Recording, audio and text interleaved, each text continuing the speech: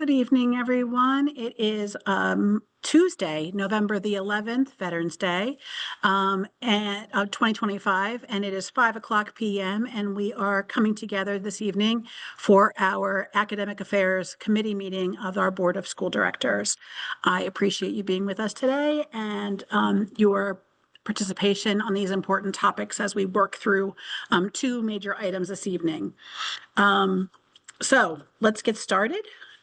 So as we do often is discuss, just beginning with our mission, equity statement, and vision, reminding us sort of particularly this evening as we talk about this, the growing of our students and then sort of the global perspective of our students and their opportunities are the sort of key ideas that are going to come up through our agenda. Dr. Mangano and Mrs. Brady are here this evening. They're going to share with you a presentation about some changes at the middle school they're recommending. I've asked Mr. Washam and Mrs. Musetti to join me this evening for a conversation around international travel. We'll then take any committee comments, public comment, and talk about our next meeting date. Sound good to everybody? All right. Without any further ado, I am excited to have Mrs. Brady and Dr. Mangano get us started. Folks, if it's okay with you, I'll move the slides along when you cue me. Gosh, that was so rude. My phone went off. When you give me a cue, does that sound right? That sounds great. Thank you. You're welcome. Here you go. Okay. Thanks everybody for having us tonight. I'm sorry if I look odd with like lighting in the background. I'm back at the middle school and I'm standing. So I have a little bit of a week back, but I'm really excited about presenting. So thanks for having us here.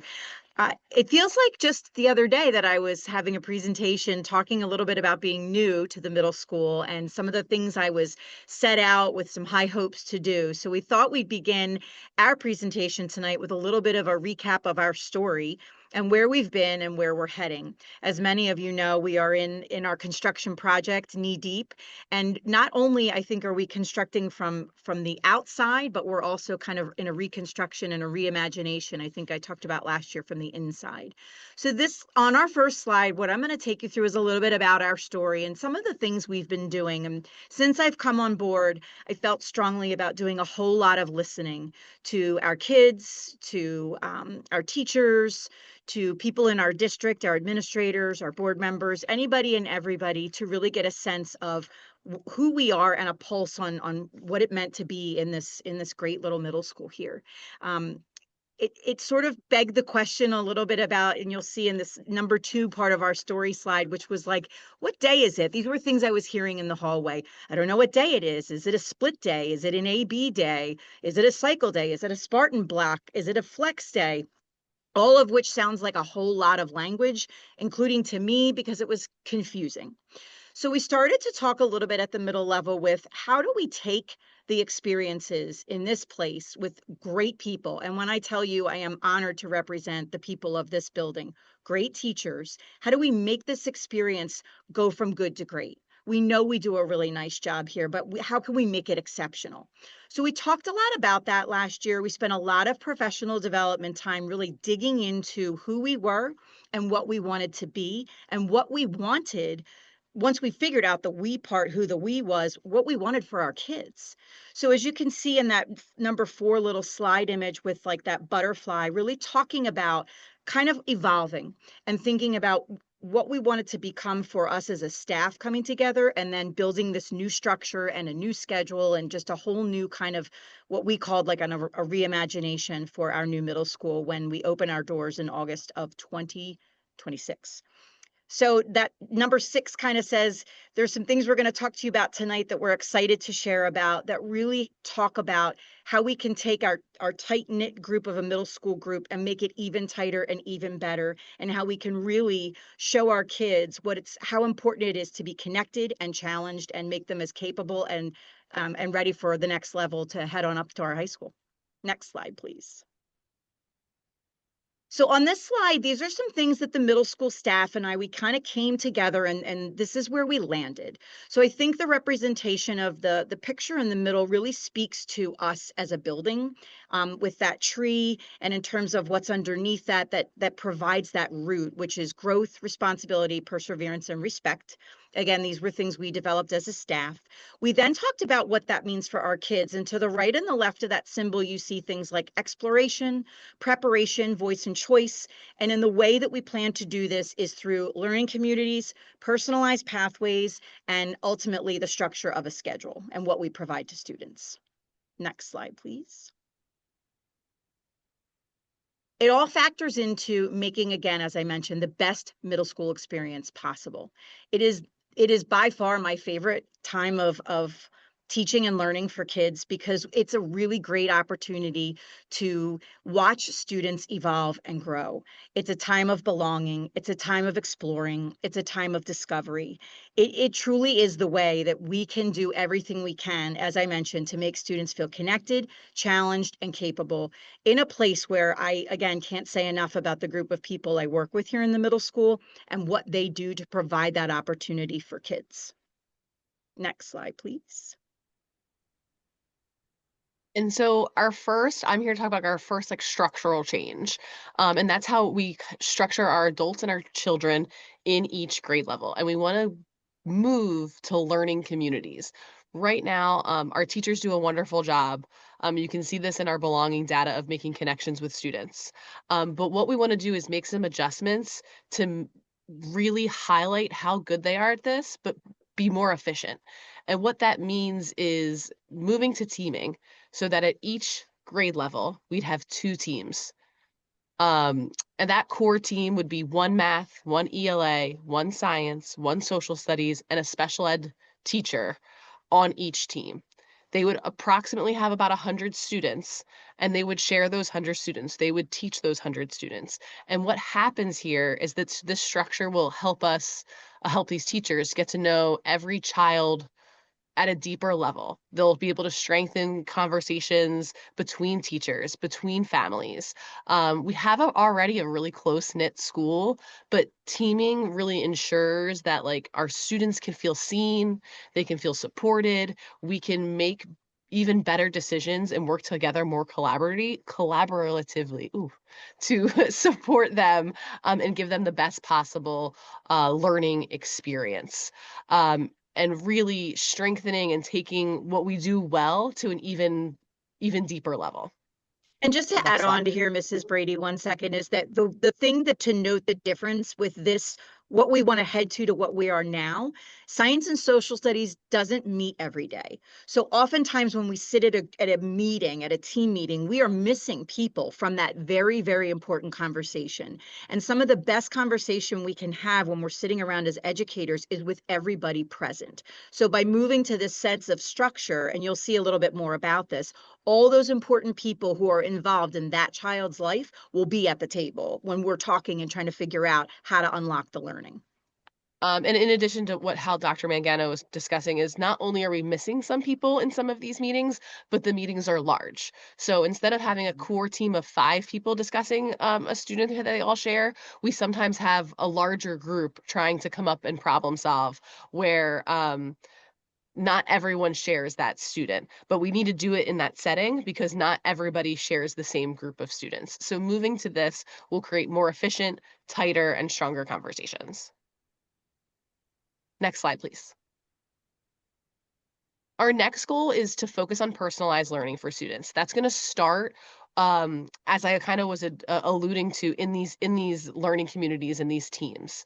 We want to make sure that we're able to challenge our students, support them, and give them choices to help them grow towards their goals. So by having these stronger learning communities, we can have even better classroom-based experiences through differentiated learning, through more choice, because we're sharing knowledge and we're be able to do some more cross-curricular things together.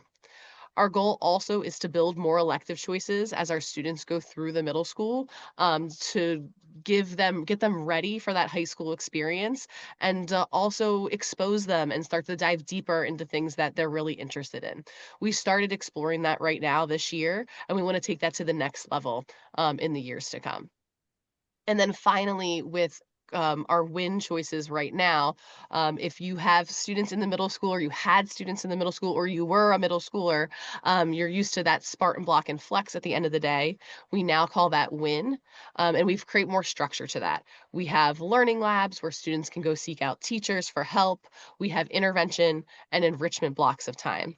Using these teacher teams, and when you see the new schedule, you'll see that we'll be able to create tighter intervention spaces with smaller groups of students to target skills that they might have deficits in, but also we'll be able to provide more choices for students to expand their learning, to dive deeper, or to get more enrichment in a subject that they might need. I think Next slide, also please. to dive in, Mrs. Brady, on one other point is that we are also continuing along the lines of where Erdenheim is. So that transition should be a little more seamless, and we're really working on those transitions, as you know, from 5 to 6 and 8 to 9. WIN already exists at Erdenheim, so we're kind of taking that and morphing that further. And again, as you said, creating more of those personalized paths and kind of helping gear kids towards where their passion lies. So I think that's a really great bridge for again, transition purposes.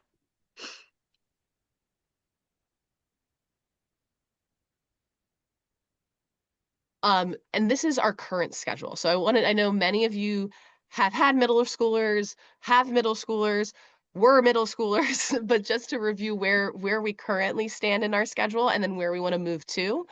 This is our current schedule. To give you a very brief synopsis, our ELA and math blocks of the day meet every day for 80 minutes. Science and social studies, there's an option depending on the day. They meet alternating for 80 minutes, so 80 minutes on an A day, and then 80 minutes in the different class, the science class on A day, the social studies class on B day, and they alternate. Some days they choose to do a split day, so it's 40-40. Right now we have 2 specials a day for our students, and those are 40 minutes. And at the end of the day, for the last block, we have WIN. And the challenges during WIN is one, that it's at the end of the day, when everyone's kind of tired, they're ready to move on to the next thing, and also we're servicing the entire building at the same time. And that has some challenges for a lot of our specialists to reach all of the students that they want to reach, and we have some adjustments to make that to improve that for next year. I think the other thing to note as well is a lot of the feedback that we gained at a year one from kids, especially, was that 80 minutes is a long block of time. So when you look at the course of this day, and it's again sometimes confusing when you see 1A, 1B, 2A, 2B, and then you go all the way straight through. By the time the end of the day hits, as Kieran just mentioned, everybody's wiped. So it's how do we strike that balance of providing really good instruction without wiping our kids out, for the rest of the day. So you'll see on our next slide where we've landed, and I think will make better sense for everybody. So where we landed for the 26-27 schedule is that ELA, math, science, and social studies, our core 4 classes, will meet daily for 67 minutes. We will make an adjustment to our special schedule where every student would have 1 special a day, which is 67 minutes, but that would rotate. That would be your day 1, your day 2, and that would rotate and switch every quarter. Right now, we offer 7 to 8 specials. We would still be able to offer the same amount of specials that we currently offer in this new system. The next thing you'll notice is this win and lunch block. It's a 67-minute block. 30 minutes is lunch. The other part of that block would be win, and it is daily, and it is separate for each grade level. So our grade level teams, plus all of our specialists, our intervention specialists, our ELL teachers, our special ed teachers, will all be available to support those students, including all of our special areas teachers as well. So we have more adults and less kids to be able to create smaller groups and more individualized learning for them during that time. So you can see you can see the connection to the high school's lunch and learn. This is just more of a structure with a block of time and students being assigned to different locations based upon their need. And that is the biggest adjustment that you'll see. We also were very calculated when thinking about how to, right now, our sixth graders, they sit through all of their core subjects and then have specials at the end of the day. For our youngest learners, and our most fidgety learners, I think we wanted to think about what their day should look like. How could we break their day up differently? So you'll see in this schedule that our sixth graders start off with core, they have win and lunch, and then it's more broken up between core and their specials. So we tried to develop a schedule that was really based upon the needs of that grade level and where they were developmentally as well. Next slide. So we began with a story and we're going to sort of end us with a story so we can continue our story, because I'm sure I'll be back to talk a lot about it. And I do love talking about our middle school, by the way. One couple of the things, what are we going to do next? We've done a lot of work. Again, I'm exceedingly proud of this staff and their ability to be vulnerable and learn alongside of us, and all the changes inside and outside as we're, living it right in construction. But we will continue to take feedback. One of the things I think we do very well here is we listen, and it's important at all times throughout the year that we continue to gain that feedback from our students, from our staff, from our families, to see how what we're putting into a place is going to make an impact, and how does it feel. We will also continue to provide that professional development and learning around what it means to team, and what that concept truly means in a middle school, which is not new, but new to us, and kind of reviewing those procedures. We did a lot of work this year creating foundations with how to set up a team structure in every team meeting that we have. So we've laid that groundwork initially, but we'll continue that. We're definitely going to be looking at ways to enhance our curricular offerings in special areas. I think there's some things that we learn about that we can offer kids about how to, and I'm just going to use a few terms you're familiar with: executive functioning.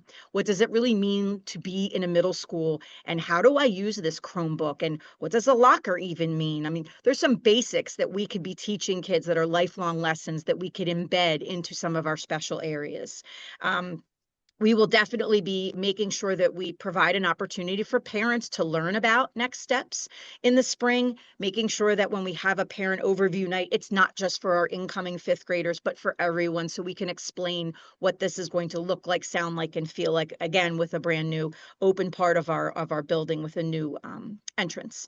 And obviously having a grand opening in the fall, which by then everything should be complete with our auditorium and our entrance. I mean, it's going to be very exciting, and we can't wait for it. And then what we hope to do is, again, gather that feedback and come back and talk about what did we learn, and looking at data points that will really help us narrow some of the gaps that we're really working hard on in our achievement, in increasing our attendance for kids coming every day, our behavior, and always looking at, of course, belonging survey data. But ultimately, again, making sure that we're continuing to stretch ourselves to make this place be the best experience it can be for our kids. And that is our final slide, which is just, I had to end a little bit on a quote because it's just how we roll here at the middle school. But the power of owning our we has transformed us into what we will be: growth opportunities for all of our staff and our kids. Dr. Mangano, Mrs. Brady, I really appreciate the comprehensive sharing. I feel confident, though, there may be questions from either our student representatives or our committee members. So I want to give them a couple minutes to ask us any questions that they might have. Absolutely. Anybody have questions or comments for Dr. Mangano and Mrs. Brady?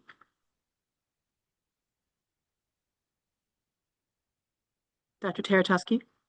Yeah, I don't have any questions, but I just want to comment on the idea of teaming. I've seen that in action, and it can be really beneficial for kids, particularly when there's a special education teacher on the team. It allows for a lot more communication and integration of services. So I commend you for moving in that direction. I think that's I love that for our kids. Thanks, Dr. Taratusky. Dr. Aberly? Just gonna probably like a little bit of a follow-up to that. How does the team structure work with like a case manager as well? Yeah, so our goal is to have so say we have students on a Navy team, like we have Navy and SEAL. Any student who has an IEP on that Navy team would be managed by a case manager who'd be a part of that team. Great, thank you. Other questions, comments, reactions? William, Jordana, any comments or giving your experience at the middle school? Thoughts? No? Okay. I only had one other observation, is just for the incoming sixth graders, lunch is really early. So I don't know what lunch period looks like in fifth grade. I don't know how different it Almost is. exactly. I was just there the other day. It's almost exactly the same time. In fact, they were Okay. joking I that they thought were, it was. they were I thought it was transitioning the probably other day. They're like, early. it's brunch. It's not lunch. It's brunch. So I think they eat at like 10:50. Okay. Good question. Though. I agree with you. And remember, they eat at 10:50 now, and they only come to school at 9 o'clock. So it's a pretty quick turnaround in the morning right now. Members of the committee, one of the things that I think for Dr. Mangano, Mrs. Brady, and myself is an okay from you for us to proceed. So moving into those next action steps, beginning to share this out with families and building out new specials areas would be sort of important components for us to move forward. Mrs. Bell. Yeah, no, I like it. One thing I know, I'm like a visual learner, so I know one thing that would help me is if you can cut and paste on the slides, or maybe add a slide to show like sixth grade old, sixth grade new, to Good have feedback. it on the same slide, because it's easier mentally for me to see like what's changing if they're kind of side by side. Yeah, I'd agree with that. And Eileen, I know we often talk about how confusing it is, like the same as Dr. Mangano was just explaining, like what day is it and what does that mean? So Yes, I don't know how they figure that out. I think the nice thing is, especially with both of your students who came in with a and B day, split day, a cycle day 1 through 6, quarterly specials, they started with that. And now slowly we've kind of tried to create a little less confusion. And I think next year will be the last year to kind of get rid of a lot of that unnecessary confusion and move to just a day 1, day 2 schedule, and that's it. So hopefully a lot of these will help with that confusion, but I appreciate the feedback of the side by side. I can completely understand. But yeah, it's an okay from me, Dr. Johnson. You're good to move forward. Okay. Any other members of the committee have any concern about us moving forward? Or anything else you'd like us to think about first? Congratulations, Mrs. Brady and Dr. Mangano. You've cleared another hurdle on our Thank path you. to the reimagining of your middle school. So thanks very much. And while Thank you you. are absolutely welcome to stay with us for the rest of the meeting, I also understand if you have other things you're going to do tonight. It's okay. Thanks very much for being here. Thanks for Thank having you. us. Dr. J, I'm probably going to jump off, but I will jump back on my phone, but I have to go check a few things in the building. Okay, no problem. Thanks very Thank much you, for being here. everyone. I appreciate it greatly. Thank you. The next conversation we want to have is one of the reasons we moved up our meeting was to have an opportunity following our most recent public board meeting to revisit the idea of international travel and the ways in which the school district does or doesn't support it. And so I appreciate members of the committee who have shared questions or comments to help organize sort of what we share, because we have a lot we could tell you about, but it helped to get an idea. So hopefully we're going to provide that. I've asked Mr. Washam and Mrs. Musetti to be with me today along with Dr. Rittenhouse. Because they're the experts in sort of how we've gotten where we are and where we're going. So I've asked them to really take a strong voice. So I'm going to get us started, and then I'm going to pass it to them. The reason that we thought was really important is, much like we did with the sixth grade program, we presented to academic affairs first about going to Puerto Rico for sixth grade, and then sort of put that in process. And in this case, when we most recently talked about a trip, we hadn't done that here because we hadn't done that in the past. But really when I was speaking with Dr. Yannicone, while there is a role for policy to make decisions about our policy, some of this is programmatic. What do we believe about the ways in which sort of these extended travel opportunities add to the experience of our students while they're here? pro or con, whatever we ultimately decide. But if, for example, academic affairs, the members of this committee have a strong opinion one way or the other, I think that leans in and helps to guide sort of the kind of policy we may or may not write. So we thought we would start here about the programmatic influence and then make a referral to policy based on sort of what we hear this evening. Does that make sense to the committee members? Okay. So we wanted to talk a little bit about sort of current practice, what's required under the current board policy, and then ultimately some thoughts we have on recommendations for going forward. So why do we do this? So I'm going to ask Mr. Washam and Mrs. Musetti to sort of get us started. Why do we travel? Thank you, Dr. Johnson. So this was one of the slides that I had put together here. I just wanted to say thank you to the board for allowing me to come in and share my experiences, and also to be a chance to answer any of the questions that they might have. So for me personally, why I travel, why I organize these tours is for cultural immersion. So as a social studies teacher, we teach all about history and social sciences and all these other things, but I think experiential learning is really fundamental in trying to broaden these students' horizon. And really the best way to do that is to just jump right in. And watching movies and taking local field trips and all that's great, but to go somewhere completely different that has such a rich culture and history, I think just gives students to move beyond the classroom, for my second bullet point there. So I think these trips really offer a once in a lifetime opportunity for these students. And as you see here, I just wanted to kind of give a brief resume of my own personal kind of traveling here. So again, back to my why, I had not traveled at all until I was in college. So this experience was not available to me. So that is a big reason why I organize these trips, is to give these students an opportunity that I personally didn't have when I was their age. But I've been running these trips since 2009, both here at Springfield and at my previous place of employment at Mass Charter. I've run 8 total trips.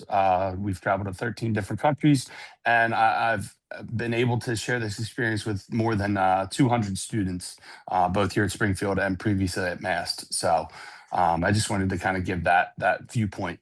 And you can move to the next slide there.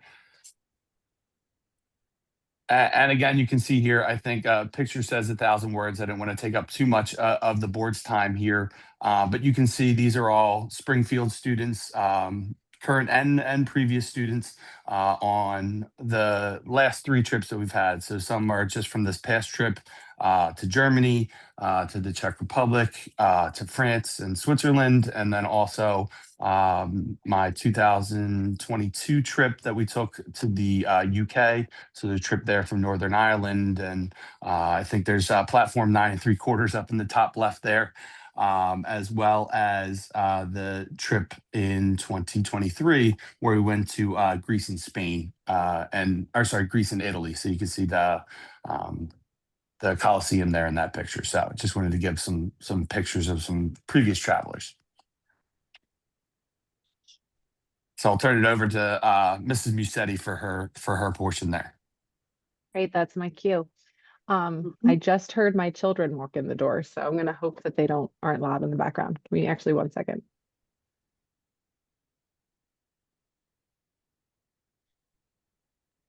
All right. So I've actually only done 1 trip with our school, but we're going again this, I'm taking my second trip to Japan this summer.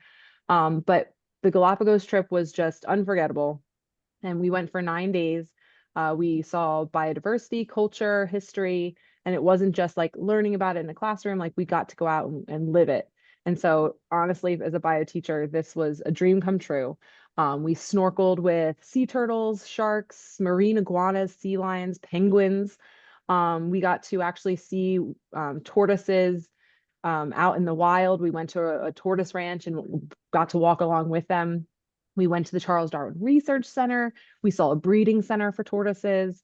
And so just like, yes, I talk about that in class when we do evolution, but like to actually be there and see it was just, I'm getting chills just talking about it again.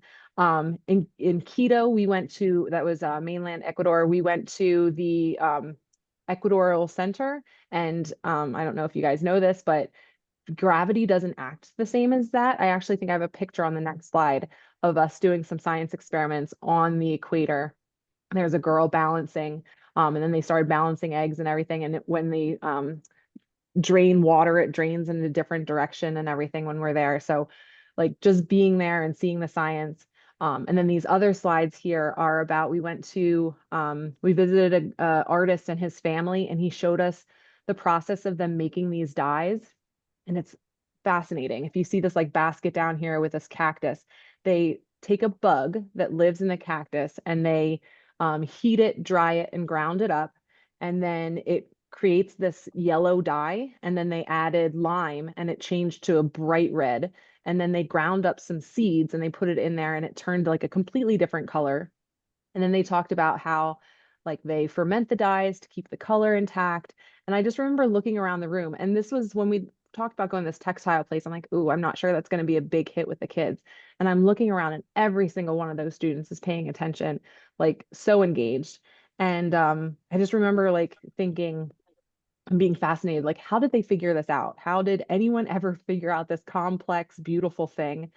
And so I think on the next slide, my favorite part is that if you asked, and I did at the end, I asked all the kids, what was your favorite part? And I think 2 of them might have said snorkeling, but every other one had something completely different from the trip, that was their favorite. And so experiences like this just are unforgettable, and it's going to travel with them forever. I asked one of the students who I have in my AP bio class the other day, like, what was your favorite? What was your takeaway? And I had to laugh because like neither one of us could pick just one thing. And so whether they're in my class or I'm just seeing them in the hallways, the students that were on this trip, like we're going to share that experience. And it's just an unforgettable part of that's adding to everything that our school is. That's it. Thanks, That's Mrs. me. Busetti. Yep. So one of the things that I was asked to talk about and sort of share some information about was this idea of like, how do we choose the vendor? Like, why EF tours versus something else? And so obviously I have not chosen the vendor. So I had a conversation, and as it turns out, this vendor selection is no different than anything else where we would choose, right? Our group leaders who want to sponsor these trips consider things like cost, length of travel, ease of communication, prior personal experience, collegial recommendations. In the past, we've used 2 primary groups. Mr. Washam came to us having had long experiences with EF tours, and they have been popular with us for a long time. And then more recently, that trip to the Galapagos, and I think again to Japan is being coordinated through Passports Educational Travel. Both of these are sort of international vendors. And so one of the things that I thought would be helpful is just to tell you a little bit about those companies, because we had, one of the things I had done professionally last spring was participate in a statewide superintendents and assistant superintendents conference. And the educational consultant from EF Tours who works in Pennsylvania was there presenting with some other school districts. And so I got to talk to her a little bit. So I had already learned a lot about EF Tours and how much they are embedded in international travel around the world.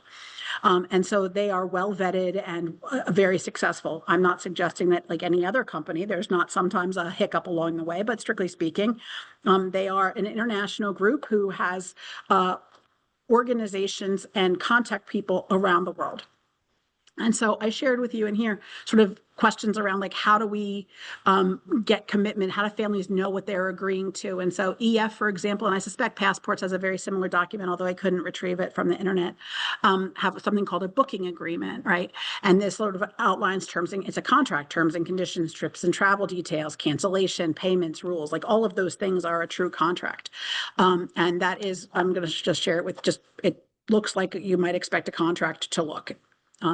People complete it as part of the payment purchase.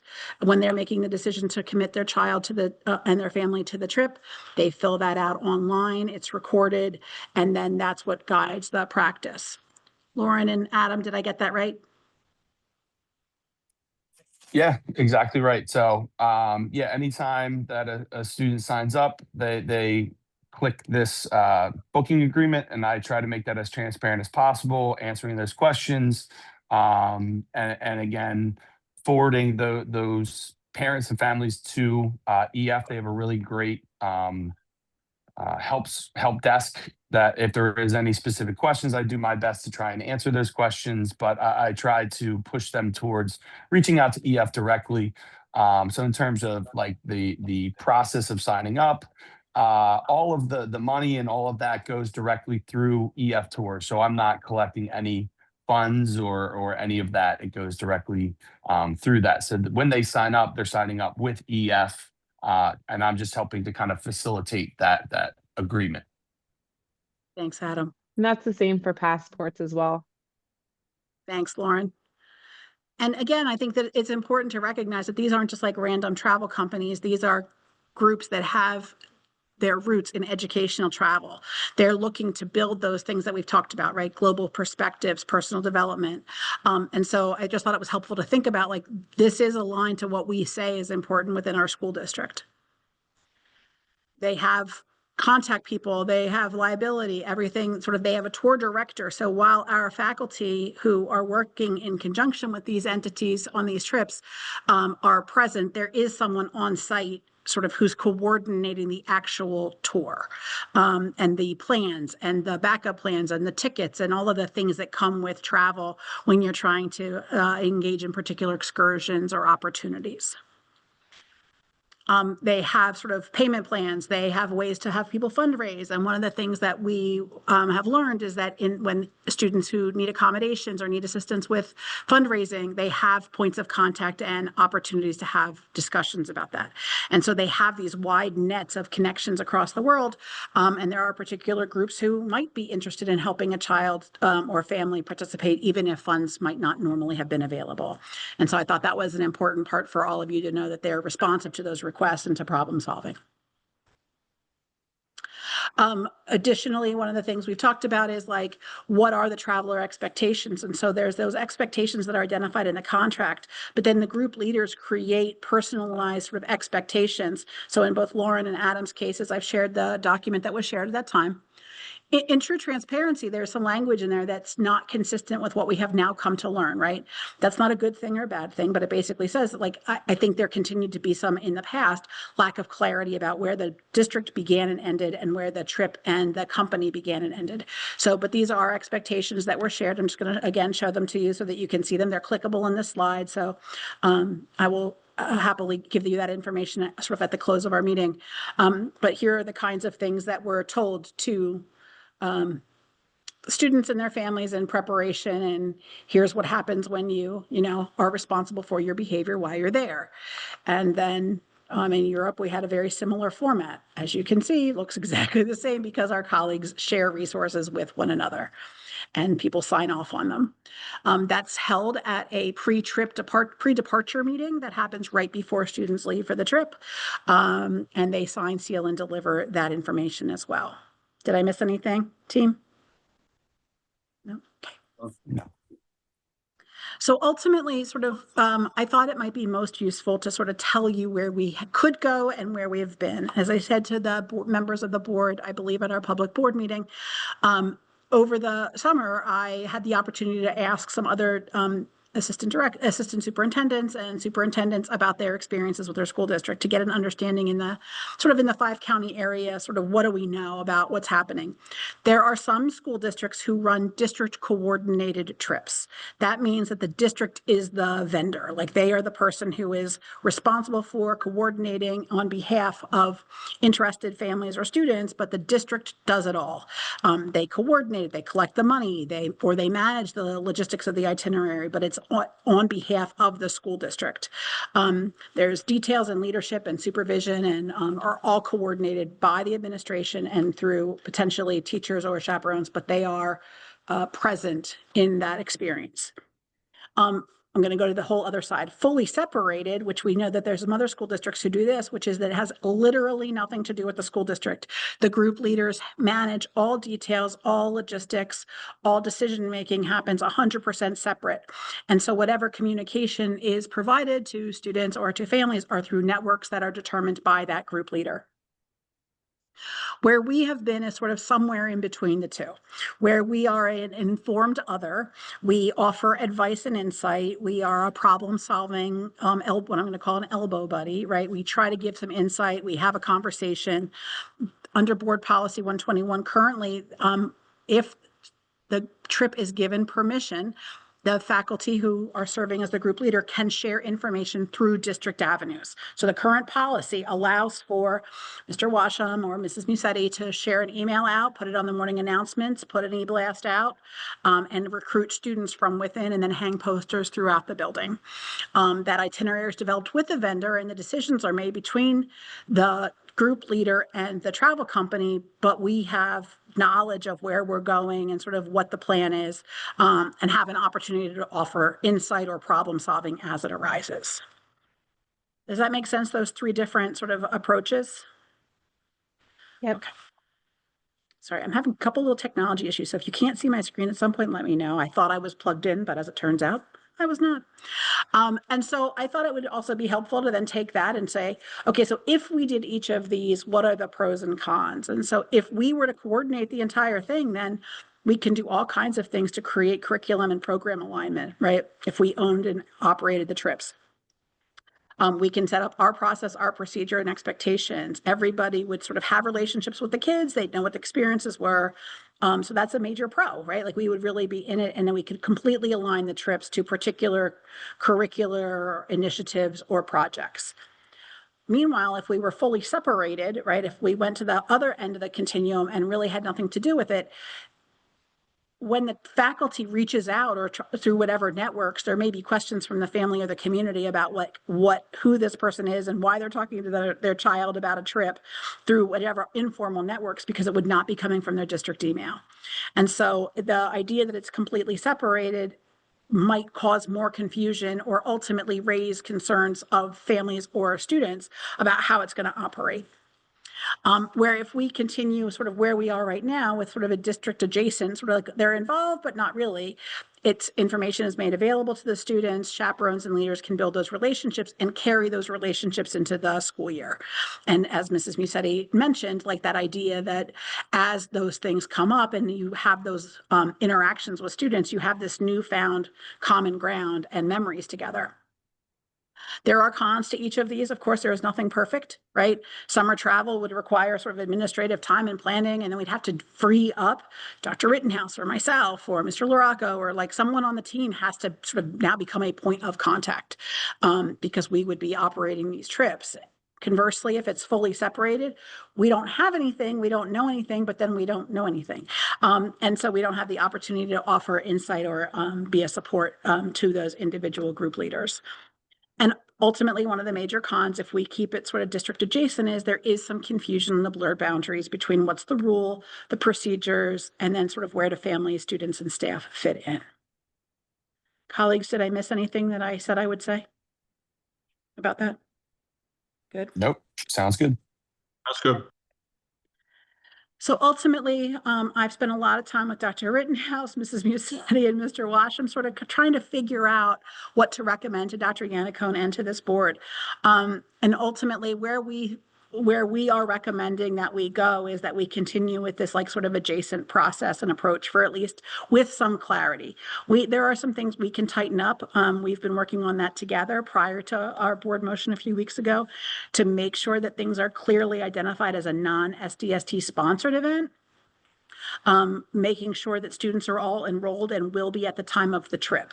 While that won't apply to the Japan trip this summer, going forward, we would not, for example, allow students who have graduated, therefore no longer enrolled in the school district at the time of the trip, to participate. The students need to be students here in Springfield Township. The faculty and the chaperones, we would want to have clearances and be on record here so that we know who they are. We would want to add some strategies around a pre-departure trip and training for our chaperones. Do we have common understanding on the expectations? Have we met together about what's expected? And so we thought, and obviously we want to make sure that we are 100% clear and consistent in our reporting, as we have been in the past, but a little more up to date and consistent in what school rules do or don't apply while you're away. And so we are recommending that we would then refer to policy, make some revisions to policy 121, which would be the decision of the policy committee. But I thought it was important that this academic affairs group understood what we were thinking and where we were planning to go prior to some of our discussion in the last few weeks. This is it's voluntary and coordinated independently of the district. We would add some details, as it says here, about district-approved vendors. There would be contracts, itineraries, and emergency procedures that would be reviewed by administration, and that we would be making some limits to the number of kids who attend on any given trip, which I think Mr. Washam and Mrs. Musetti also agree on, maintaining a reasonable student-to-teacher ratio that are managed within one bus, or one sort of, so that they can travel together. And then we would want to have sort of a post-trip review. What happened on the trip? Is there anything we learned? Is there anything we should try to do differently? And to Mr. Washam and Mrs. Musetti have done a great job of collaborating about this throughout the year, of really talking about what we learned and how we can continue to build systems and make it better every time. Yeah. So I'm going to ask for committee questions and comments. I'm also going to move my computer so I can go plug in somewhere.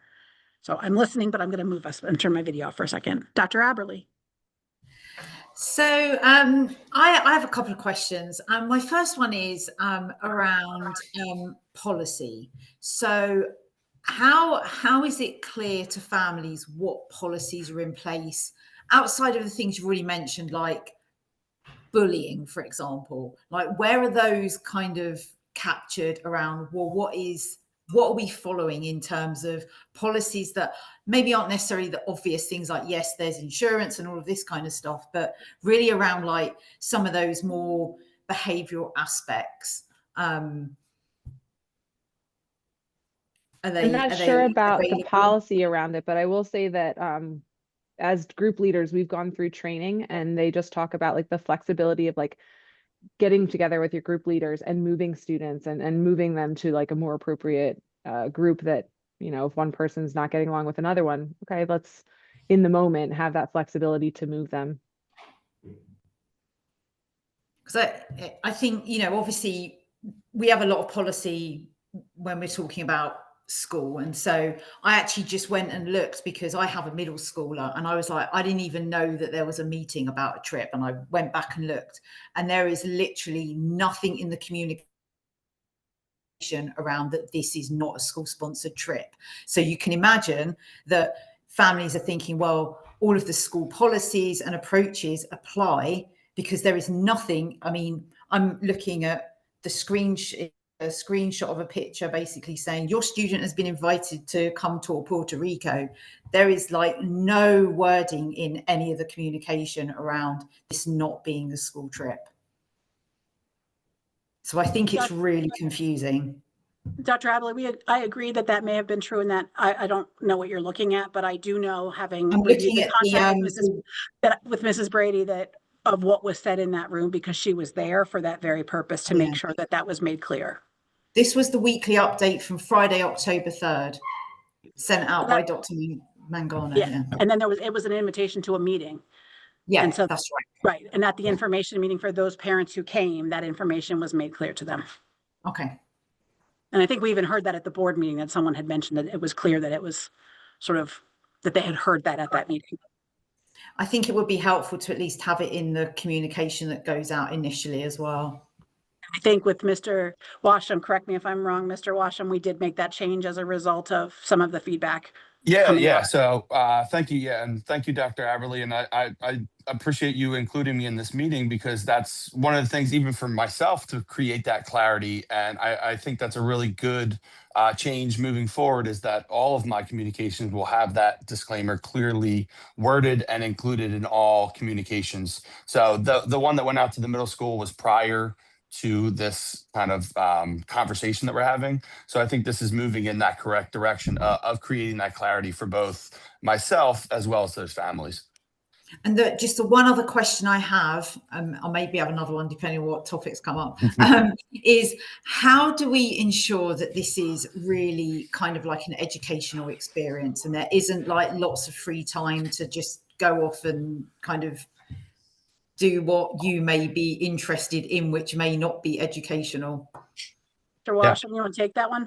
Sure, definitely. So as Dr. Johnson had brought up earlier, going through these educational vendors, they are, again, education first. That's what EF stands for. So again, When I personally choose these itineraries and things, I look at things, places and locations that are going to be interesting to the students, but also going to provide that kind of cultural experience. So I would say a large majority of the day is built around guided tours of the cities, going to all of the local sites and the local areas. And I would say, I don't know the exact percentage, but a large majority of that time is going to be dedicated to that cultural experience. And yes, there is going to be some free time here and there to go and grab something to eat or to go shopping or these other things. But again, it might be an hour here, an hour there, but the large majority of those itineraries are going to be educationally focused within that. And whenever I propose a tour, I provide the district with the scheduled itinerary that has item by item all of those things that are included within that price. So with anything, there's going to be that flexibility in terms of some additional free time, but I try to structure that as best as possible to give them opportunities to go to sites and places that are going to be again educationally focused. Thanks, Mr. Washam. Mrs. Hubley, you were next. So I just have a couple clarifying questions. So when you say not graduated, that means if you graduate in early June, you cannot go on the summer trip, That's correct. opposed to what has happened in the past, correct? Okay. And while I do see the value of the trip, I don't ever want it to seem like I don't see the value of that. I do feel like this is a policy issue, and that if the school district chooses to go in the adjacent path, I think it just has to be really clear what responsibility the school district plays in this. Because I do think, and I know I hate to harp on last summer, but I do think like that's where a lot of this has come up, is there was just a lot of gray area and confusion over what the responsibility of the school district was.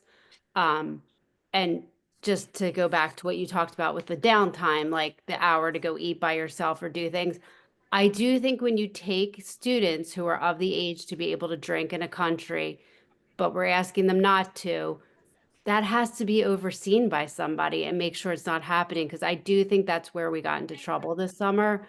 And again, I think making sure you have the right ratio of students to chaperones, and not that I'm asking the chaperones to like go everywhere with the students, but I just think it has to be really carefully monitored. And again, this is just my own feelings about it, but it's like what responsibility is the school district and therefore the board taking on in this and approving this trip? Mrs. Bell? Hi, so I had two questions, I guess, and some of it was related to the comments that I wasn't aware of that happened, whatever the trip was that they were talking at the last school board meeting, which is that if you're on a trip and say something happens, whether it's someone drinking or somebody not following one of the rules, who is the decision maker of what should happen to that student at that time on the trip, like live? Adam, you want to take that one? Sure. So again, that would be the group leader's responsibility to make that decision at the time whenever that would happen. Again, it's clearly stated. Again, I understand, Mrs. Hubley, your concern there about that gray area, and I think that's one of the things that we're trying to accomplish with this meeting and kind of the adjustments we're making to future trips to kind of learn and adapt to previous experiences. So to kind of comment on the decision making, it would be ultimately up to the group leader. But again, reaching out as the elbow buddy to get some just feedback in terms of, hey, this is the information I have. This is what I'm dealing with. What kind of, this is the course of action I'm looking to take.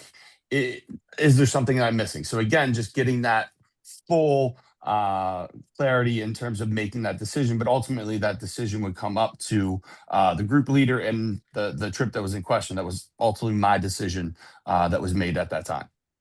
So is the group leader an EF Tour employee? No, it is myself. So it's the person that's organizing the trip. So in terms of the terminology there, so the group leader would be the representative from Springfield who is organizing that trip. So there is a tour director who is the one that's handling the logistics, who is an EF employee at that time. But again, the transportation and all of the logistics is handled through EF in terms of that. But again, the decision would ultimately be up to the person organizing the trip. And in this case, it was myself. See, to me, that's where it makes it blurry, because I guess I thought a group leader is, if we're saying that EF Tour is the one leading the trip, but it sounds like now we're leading the trip. Mrs. Bell, EF Tours, or the vendor, is the planner and the executor, but we are the humans like the group leader oversees the humans, helps to recruit the students, helps to help their families understand what they can expect, and then to sort of manage the day-to-day of the students, while EF's point of contact, in this case, or Passport's point of contact, their director of this trip itself, is the logistics person. And they're not on the trip. Mr. Washam didn't go out and buy tickets for each of the sites they went to go see. He didn't make the dinner reservations. He didn't book the buses. Like, those things all happened through this large system that's all they do. His expertise is working with children. He's a teacher. And so his job was to sort of finagle the humans and manage them. Lauren, So when you're on this capture? trip, I guess when you're on this trip and you're going from A to B, is it Mr. Washam who's taking them from point A to point B to say, and like, I guess when I think of leading the trip and explaining, oh, we're at this site and here's the history of this and that, is there an EFT tour person, human, that goes on the trip with this group? Yes, there is. So that would be as I said, again, the terminology here. So the group leader is the person who's organizing the humans, as Dr. Johnson was saying, is in charge of recruiting the students and managing the kind of students, the times, connecting that. But in terms of those logistics of the buses, the hotels, the tours, all those things, there is a tour director who is with us 24/7, who is on our bus, is at our hotels, is with us. So it's not somebody somewhere else that's doing that. They are with us. So there is a tour director who is assigned to each group, who helps to handle those logistics on the ground and is with us at the hotels, at the restaurants, at all of those places. So I work directly in conjunction with that tour director. And is there a ratio? Like, is there one of those people for X number of students, or one person for the trip? Mm-hmm. How many chaperones? How do you determine the number of chaperones that are needed? Perfect. Excellent question. So in terms of the chaperone ratio, it is a 1-to-6 ratio. So for every 6 paid students that travel, there is 1 chaperone spot that is included. And then in addition to that, for each bus, so it depends on the destination. They usually size the groups based upon the size of the bus. So for each bus, which is roughly anywhere between 40 to 47 student / chaperone adult, just human beings, there is 1 director for each group. So there's 1 to 6 chaperones that are included, and then 1 director per group. And that group size can vary depending upon that travel, but it's roughly anywhere between, like I said, 42 to 47, and that's including student and chaperones. One of the things that I think it's important to clarify too, is that while Adam and Lauren work for the school district and they have a contract for 10 months, which begins in August and ends in, I don't know, give or take June-ish, these trips happen outside of the school year. And so while they are district employees, and certainly there's a role that they have 12 months of the year, they officially are not working for us at the time. They are agents or working on behalf of or in conjunction with EF Tour. So I don't disagree that there's some confusion about that, but I don't think that's made more clear necessarily by sort of a complete separation, because I think those questions might still exist even if we didn't know anything about it. At least now we can mediate some of what's happening or when there's confusion. I mean, Does that there'd make still sense? be like, yeah, I mean, there'd still be meetings and communications that go on during the school year, despite whenever the trip is. That may be true. But it's not during, I mean, strictly speaking, it's outside the workday. Those things happen. So again, arbitrary selection, but I like it, and yet it's happening when it's not, why they are working as a teacher in the social studies department or in the science department. It's not during class time. These are great questions. That's what I mean. I want you to ask them all, because I think it's important that as we figure out what we're recommending, that you feel clear on what's as clear as possible on something that's not so, that can be nebulous. Dr. Taratusky, did I see you unmute? Yes, yeah. Is there any sort of, I know that parents sign an agreement, students sign an agreement. Is there an agreement that's signed by the trip coordinators that outlines what their relationship is to the district while on this trip? Adam, Lauren? Terms in an agreement, I don't know if there is an Mhm. agreement there. I think it's just, again, based on that policy that it is stated that it's not a school sponsored trip. So I think just making that as clear as possible. And I think moving forward, I think this will help to create that clarity, is that I am operating outside of my role as a teacher within this. I don't know if there's necessarily a policy or a agreement that's signed, but I think just creating that clear communication, so that way it's in writing, it's in the communication, in the presentation. So maintaining that clarity, I think, could help to alleviate some of that. Yeah.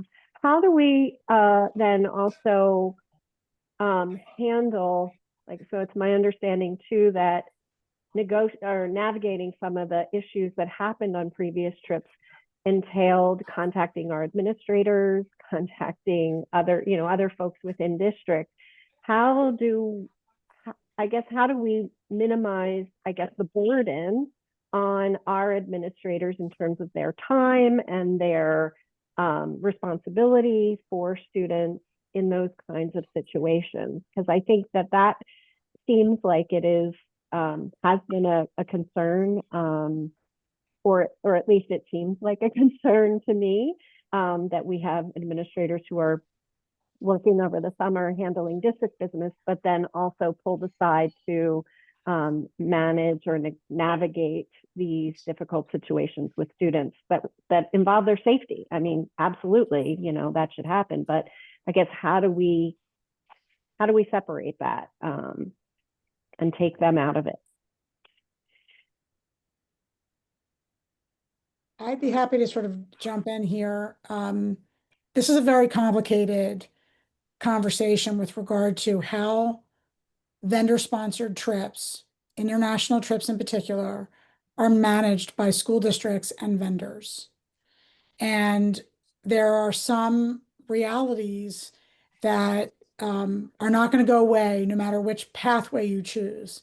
So if we chose the pathway of there will be no meetings held on campuses, there will be no communication through the district, if the advisors or the tour directors for the tours are district employees and the attendees to the trip are district residents, I don't believe we will get out completely from under the perception by some that this is a district trip or a district sponsored trip, despite all of the language to the contrary in documents.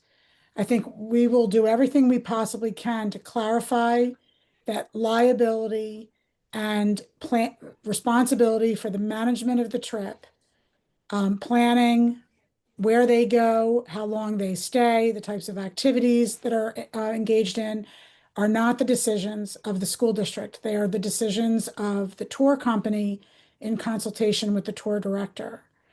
And that can change in real time. For example, if there were an unsafe situation in a particular country, they might make an adjustment. We have had consultation with our district staff members who serve as tour directors when safety concerns or safety levels have risen in various countries as we've approached a trip over the years. However, from a policy standpoint, in consultation with our school district's attorney, we can provide language that clearly states that this is a vendor-sponsored trip facilitated by a member or members of the staff in order to provide an educational experience for families that is outside of the management purview or liability of the district. So that's the needle we're threading with these trips. Thanks, Dr. Yannick. And I've looked at the agreement on the EF Tours website, and there is language in that document that says that there's a release of responsibility to the school district, school board, group leader, tour director, et cetera, et cetera, et cetera.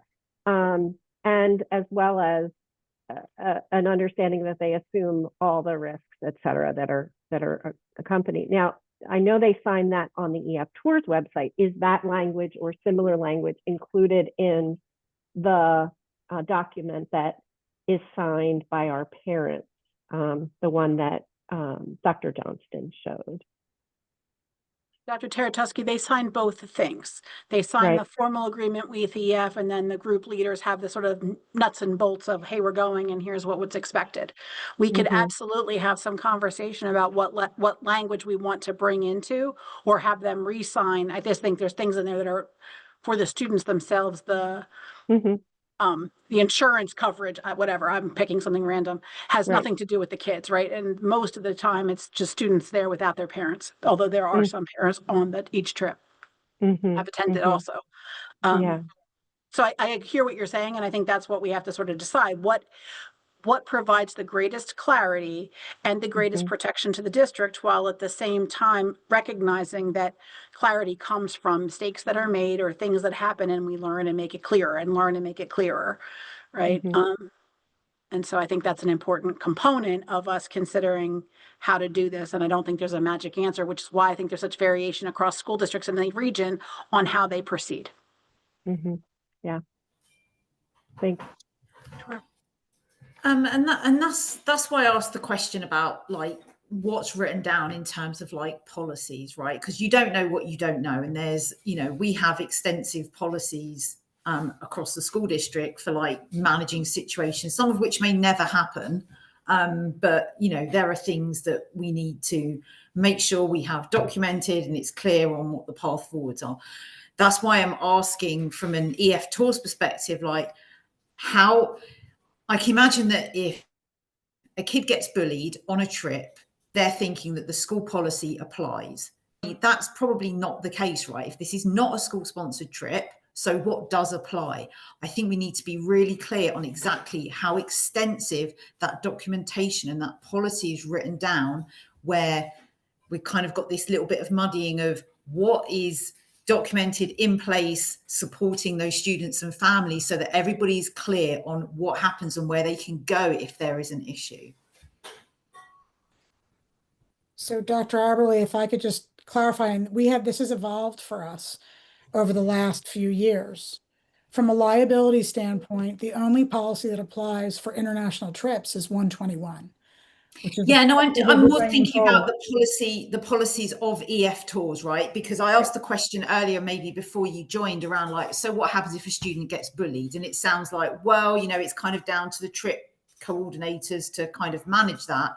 But, families are used to, I can go and look at a policy and understand what happens to my kid if they're being bullied or they're bullying another kid, right? They can see that written down and understand what steps are taken. So what happens if we're following EF Tours policies, which you should be because they're the trip organizers? And so what does that look like? So I'll give you an analogy. If we have a staff member who runs a club team and pick a sport, doesn't matter, run the club team, and students find out about the club team through contacts within the school district, and then they join that club team and something happens, they're injured on that while participating in that sport, there's a bus accident on their way to a competition, somebody on the team bullies their child, they have no recourse from the district. It's not our club. Absolutely. Right? Yeah. And so this is the same idea. Historically, we have erred in the past where we have disciplined students for behavior on trips when these are not school-sponsored trips. And we did not do so in recent conversations. What we've acknowledged is we can't do that. No, Because and I there's and no I board policy that agree. allows for a non-school sponsored activity to result in disciplinary consequences for our students. Even now, with that said, look, if we have a group of kids on an international trip and a safety concern arises in that country, you can be sure that as a district, we're going to do everything we can to help the tour company to bring those students home safely. They're our students, right? But it's not a school-sponsored activity. And so this is where again, the needle has to be thread from a liability standpoint if we are to continue promoting and providing information on these tours for our students. You know, I completely agree. I think it just needs to be really clear to families, like what are we following? Where is this information? Where can they access it? You know, if like bullying's like just one example, right? So is there a EF Tours bullying policy that really clearly explains what will happen to your student if they are bullied or are a bully on a trip? And there's probably many examples that, you know, we could think about, but just because I think people will be expecting the school district policies to be followed or for the school district to step in. And I think quite clearly that should not be the case. But what is going to happen instead, like what is being followed, I think it just needs to be really clear. Dr. Aberley, I hear what you're saying, and I appreciate the desire for clarity, but an outside entity isn't going to have the level of policy that a school district has. They're And never maybe going to that's have what that same parents, number. and maybe that's one of the things that parents need to know. But that's what so I hear you. I just want to make sure you hear me say, like, I hear you. I just don't know. I don't want to create an artificial sense that there is some magic guidebook that every company or vendor has, much like Dr. Yanacone's example. And one of you, I was asked about KidView, right? They use our space, but they don't, we don't manage discipline on their behalf. So I think beginning to recognize and maybe helping Adam and Lauren and any other coordinator really understand what this is like and what it's not like. You know, this is not us going to the Franklin Institute. This is not us going to New York City. Like, right? These are the things that people are familiar with. This is different. And so I do hear the feedback. Lauren and then William. EF does have a bullying policy. It's these policies state that all forms of bullying will not be tolerated and can result in disciplinary action, including expulsion, and that incident should be reported to a staff member for an investigation. So they do have policies. I mean, they are an educational entity, and so they're going to have dealt with these things. Now, it's not going to be the same as our school policy, but that might be something that we need to have them give us an extensive their policy and provide that to parents. It's a great recommendation, Lauren. William, and then Jordana. Yeah, I just think it's worth for you guys to know from like a student perspective, this kind of line you're trying to find between communications through like district facilitated, whether it's posters or flyers or on the morning announcements or school emails. And I know I can tell you on like the flyers in the hallways, I've certainly seen like the big asterisk that says this is not an ST event, right? But for most students, and I can tell you this because like people talk about it in the lunchroom or in the hallways, it's there. You're never going to get through to most students that this isn't connected to this. You can tell them a million times over, but when they hear, you know, for my grade, I can tell you we're like the first grade, obviously not going to be able to go after we graduate on these trips. And a lot of the conversation is, oh, the school is not letting us go. And you might see on the flyer a million times, it's not the school. It's not a school sponsored event. But just like, I think it's worth for you guys to know that from a student's perspective, most people think this is all sort of the school. I just no really other concerns. I just feel like that's sort of important to know. That's very important to know, and I really appreciate you bringing it up, which is exactly why you are both here. Jordana. Yeah, I completely agree with what Gus said, and going along with whether or not policies apply to the school or the travel company. Does the travel company specifically offer affordable, cost-effective options for students that struggle financially? It's my understanding from the travel company that they have mechanisms to help brainstorm what to do about that. Whether they add whether they themselves will provide discounts, I can't answer that. That's not been my experience, but they can connect you with organizations that are willing to offset or help you to fundraise so that there are ways for students who need financial assistance to get that support. Adam, Lauren, Okay, does that sound right? Yeah, I'll jump in. So thank you, Will, and thank you, Jordan. I appreciate you guys coming in and giving that student perspective. It's always welcome and invited. So to Jordana's comment there about, or question about the financial assistance. So one of the reasons why I plan these trips as far out as I do is to try to create that financial flexibility, because I understand this is a major financial investment made by these families. So therefore I tried to plan them at least a year and a half, if not 2 years out. So those students have more flexible payments, and they have a manual payment plan. They also have a kind of pay by month plan, and they do offer scholarships. So there are scholarship availabilities that students are able to sign up for. So there are scholarship availabilities, and they do also, as Dr. Johnson had highlighted in her presentation, they have fundraising pages that students can go out and try to fundraise on their own.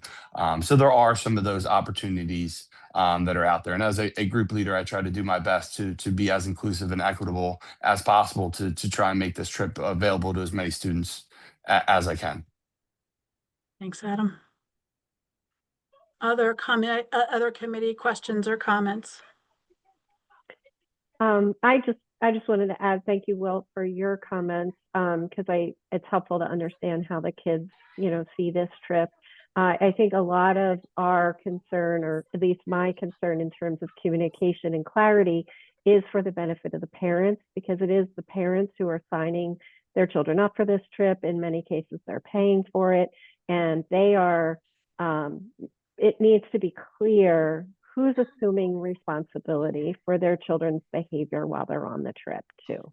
And so, we know kids are growing and changing and trying out their independence and making decisions on their own, and don't always make the best ones. But ultimately, it is the parents' decision to send their children. So, I think that should really be the focus of the efforts to clarify and delineate who's responsible and where the line between district and EF and the program. And so that's just sharing that perspective. So my plan is to sort of summarize these items that we've talked about, and then be prepared to share it with our policy committee. Sort of, this is what we talked about in academic affairs. Here's how it came to be. Is there anything else that this committee would like sort of transmitted to our colleagues, some of which are you, the other committee? No. Okay. Dr. Yannicone, anything else you wanted to say about it? Dr. Rittenhouse, anything? No, Thank you to totally thank you, appreciate- high school staff and students. I appreciate your time and work. Thanks, Dr. Ritt. Dr. Yannicone? I just appreciate the dialogue. This is not a straightforward decision for us, and I do think it will continue in the policy committee. I want to invite Jordana and Gus you're welcome to attend that meeting, not as panelists, but as attendees, if that's something that you want to continue to discuss. And I really appreciate the feedback. And for the members of the Academic Affairs Committee who will not be with us anymore on the board in December, I also encourage you, if you'd like to join us at policy in December. It is our intention to try to finalize decisions for the board, so that come the end of the winter, after a second reading of the revised policy, we have a clear path moving forward. We are going to grandfather in existing approved trips with regard to, for example, Gus, the graduates. And so the Japan trip includes recent graduates, because those are persons who have already committed to the trip and started on their payment plan. So there is a grandfathering in, but it is worth, I think, the committee considering in policy, if we are not going to discipline students And we kept a strict cap on the size of the trip to make it manageable for the chaperones, whether or not you also need the grads to be not able to participate. But so I appreciate the feedback and the perspective of the students. Me too. I appreciate the conversation. And it's complicated, but I think the understanding sort of why and how these kinds of opportunities actually speak to our goals around global citizenship for our students. This is one opportunity to gather perspectives outside of Springfield Township. And so the idea of continuing to have staff who volunteer their time and their work to engage in planning such trips, I think is important for us to really understand if we do it or don't do it, pros and cons. That concludes our presentations and agendas for the night. I wanted to just see if we had any public comment. I do think we have had some public participation this evening. Are there any comments from our participating public? Mr. Wexler, are you seeing any hands raised? Not at the moment. Attendees, if you would like to comment, please use the raise hand feature and we can call on you.